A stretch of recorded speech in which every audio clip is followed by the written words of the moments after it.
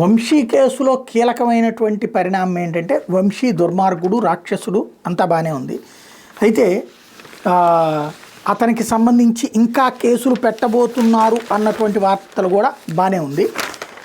కాకపోతే వంశీకి సంబంధించి సత్యవర్ధన్ మీదన కేసు పెట్టి లొంగ తీసుకున్నారన్నటువంటి విషయం తాజాగా బయటపడింది. అంటే వంశీ కిడ్నాప్ చేశాడని చెప్పిన వ్యక్తిని పోలీసులే కిడ్నాప్ చేశారు, లేకపోతే అధికార పక్షమే కిడ్నాప్ చేసి దొంగ కేసు అతని మీద పెట్టి బెదిరించి దారికి తెచ్చింది అన్నట్టుంది ఇక్కడ కీ పాయింట్.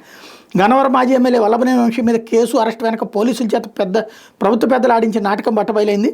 వంశీ అరెస్ట్కి 2 రోజుల ముందే సత్యవర్ధన్ మీద టీడీపీ నేతలతో ఫిర్యాదు చేయించి దాని ఆధారంగా కేసు పెట్టి దాన్నే బూచిగా చూపించి సత్యవర్ధన్ అతని కుటుంబ సభ్యులు దాదాపుగా బ్లాక్మెయిల్ చేసినట్టు వెల్లడైంది. దీంతో భయపడిన సత్యవర్ధన్ కుటుంబ సభ్యులు పోలీసులు చెప్పినట్టుగా వంశీ మీద కేసు పెట్టినట్టు సత్యవర్ధన్ మ్యాజిస్ట్రేట్ ఎదురు ఇచ్చిన వాంగ్మూలానికి భిన్నంగా స్టేట్మెంట్ ఇచ్చినట్టు బయటపడింది. ఇక్కడ గమనించాల్సిన ఇంకో విషయం ఏంటంటే ఒకవేళ నిజంగా వంశీనే సత్యవర్ధన్ కిడ్నాప్ చేసి బెదిరించి ఉంటే అదే పెద్ద కేసు అయి ఉండేది. టీడీపీ వర్గీయులు సత్యవర్ధన్ మీద కేసు పెట్టాల్సిన అవసరమే ఉండేది కాదు. వంశీ మీద అక్రమ కేసు అరెస్ట్ వెనక కుతంత్రం ఇది. గన్నవరం టీడీపీ ఎమ్మెల్యే టీడీపీ కార్యాలయం మీద దాడిపై పెట్టిన కేసుతో తనకు సంబంధం లేదని ఆ ఫిర్యాదు తాను ఇవ్వలేదంటూ అప్పటి వరకు ఫిర్యాదుదారుగా భావించిన సత్యవర్ధన్ 10ని మ్యాజిస్ట్రేట్ ఎదురు వాంగ్మూలం ఇవ్వడం చంద్రబాబు కూటమి శరాఘాతంగా తగిలింది. ఇదంతా సాక్షి కథనం.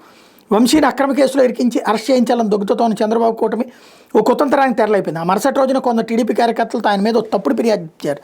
సత్యవర్ధన్ 5 లక్షలు డిమాండ్ చేశాడని, లేకపోతే వంశీకి అనుకూలంగా వాంగ్మూలం ఇస్తానంటూ బెదిరించాడని ఆ ఫిర్యాదులో పేర్కొన్నారు. దాని ఆధారంగా 11వ తేదీని క్రైమ్ నెంబర్ 84/2021తో కేసు పెట్టారు. వెంటనే సత్యవర్ధన్ ఆయన కుటుంబ సభ్యులను పోలీసుల ద్వారా బెదిరించారు. సత్యవర్ధన్ మీద కేసు నమోదైందని తాము చెప్పినట్టుగా వంశీకి వ్యతిరేకంగా వాంగ్మూలం ఇస్తే ఆ కేసులో రాజీ చేస్తామంటూ బ్లాక్మెయిల్ చేశారు. లేకపోతే సత్యవర్ధన్తో పాటు కుటుంబ సభ్యుల్ని నిందితుడిగా చేర్చి అరెస్ట్ చేసి 5-6 నెలలు బయటికి రాకుండా చేస్తామంటూ భయపెట్టారు. దీంతో కుటుంబ సభ్యుల ఒత్తిడి మేరకు సత్యవర్ధన్ మాట మార్చినట్టు తెలుస్తోంది. సత్యవర్ధన్ కుటుంబ సభ్యులు బెదిరించి వాళ్ళతో వంశీ మీద ఫిర్యాదు చేయించారు.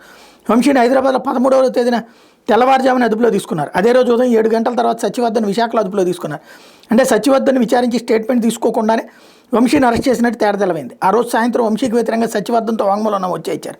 ఇలా సత్యవర్ధన్పై ముందే కేసు పెట్టి బ్లాక్మెయిల్ చేసి కిడ్నాప్ కేసు పెట్టించడం, అతన్ని విచారించకుండానే వంశీని అరెస్ట్ చేయడం ద్వారా ఇదంతా ప్రభుత్వ పెద్దల కుతంత్రం అన్న విషయం స్పష్టంగా తెలిసిపోతుందన్న వాదన వినిపిస్తోంది అన్నట్టు సాక్షి హైలైట్ చేసింది.